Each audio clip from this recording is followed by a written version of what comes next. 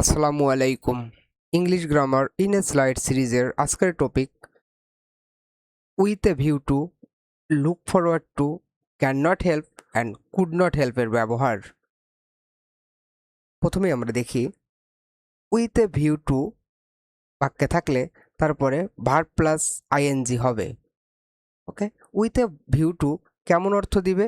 With a view two এমন অর্থ দিবে যে এর উদ্দেশ্য হচ্ছে, এটির অর্থ হচ্ছে কোনো কিছু উদ্দেশ্য, ওকে, বা কোনো কিছুর জন্যে কোনো কিছু করা। ওকে, উইথ এ ভিউ টু আমরা বুঝতে পারলাম উইথ এ ভিউ টু মানে উদ্দেশ্য বা কোনো কিছুর জন্য কিছু করা। যেমন আমি একটা উদাহরণ দেই যে he went to Dhaka with a view two, এই দেখেন এখানে চলে আসছে with a view two getting a job, অর্থাৎ উইথ এ ভিউ টুর পরেই দেখেন চলে আসছে ভার্ব প্লাস আইএনজি অর্থাৎ গেটিং। হ্যাঁ, এটার অর্থ কেমন দাঁড়ায়? হি ওয়েন্ট টু ঢাকা, সে ঢাকা গেল উইথ এ ভিউ টু, জন্যে বা উদ্দেশ্যে। কিসের উদ্দেশ্যে? গেটিং এ জব, একটা চাকরি পাওয়ার জন্যে, চাকরি পাওয়ার উদ্দেশ্যে সে ঢাকা গেল। তাহলে উইথ এ ভিউ টুর ব্যবহার আমরা শিখে ফেললাম। অনেকে এই টু এর পরে ভিউ ওয়ান ইউজ করে। আম, আসলে এটি আমরা ভুল বুঝি যে টু এর পরে ভিউ ওয়ান তখনই ইউজ করা যাবে যখন টু মূলত ইনফিনিটিভ হিসেবে ইউজড হবে। কিন্তু দেখেন এখানে টু এর ব্যবহার ইনফিনিটিভ হিসেবে নয়, এখানে এটা প্রিপোজিশন হিসেবে ব্যবহৃত হয়েছে। আর প্রিপোজিশনের পরে ভার্ব প্লাস আইএনজি ব্যবহৃত হবে। ওকে, এরপরে আমরা দেখি look forward two. Look forward to এর ক্ষেত্রেও সেম ব্যবহার, অর্থাৎ ভার্ব প্লাস আইএনজি ব্যবহৃত হবে। এখন লুক ফরওয়ার্ড টু এর অর্থ কেমন? অর্থটা জানাই মূলত খুব বেশি ইম্পর্ট্যান্ট। লুক ফরওয়ার্ডের অর্থ হচ্ছে অধীর আগ্রহে কোনো কিছুর জন্য অপেক্ষা করা। যেমন আমি বলি I look forward to meeting you, আমি অপেক্ষা করি, কিসের জন্য অপেক্ষা করছি?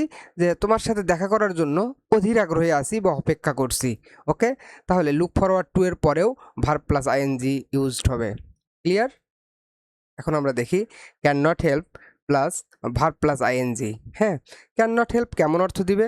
ক্যান নট হেল্প এমন অর্থ দিবে যে একটা কাজ না করে পারি না, না করে পারি না, এমন অর্থ দিবে ক্যান নট হেল্প এবং কুড নট হেল্প। ওকে, আমরা একটা উদাহরণ দেখি যে শি ক্যান নট হেল্প লাফিং অ্যাট দ্য জোক, সে এই জোকটা শুনে না হেসে পারে না। সে এই জোকটা শুনে, অর্থাৎ এই কৌতুকটা শুনে না হেসে পারে না। ওকে, এরপরে আমরা কুড নট হেল্প দেখি। He could not help, he could not help crying when he here the news. কি অর্থ দেয়? এটা অর্থ দেয় যে সে যখন নিউজটা শুনলো সে না কেঁদে পারলই না, অর্থাৎ কোনো কিছু না করে না পারা। হ্যাঁ, এটাই মূলত ক্যান নট হেল্প এবং কুড নট হেল্প। হ্যাঁ, এই could not help, can not help এবং কুড নট হেল্পের পরে ভার্ব প্লাস আইএনজি, কিন্তু যদি ক্যান নট বাট বসে সেই ক্ষেত্রে কি বসবে? ক্যান নট বাটের পরে verb plus view one used হবে, অর্থাৎ ক্যান নট বাটের পরে সবসময় ভিউ ওয়ান ইউজড হবে। ক্লিয়ার? এখন আমরা আশা করছি যে আমরা with a view to, look forward to, can not help এবং কুড নট হেল্পের ব্যবহার শিখে ফেলছি।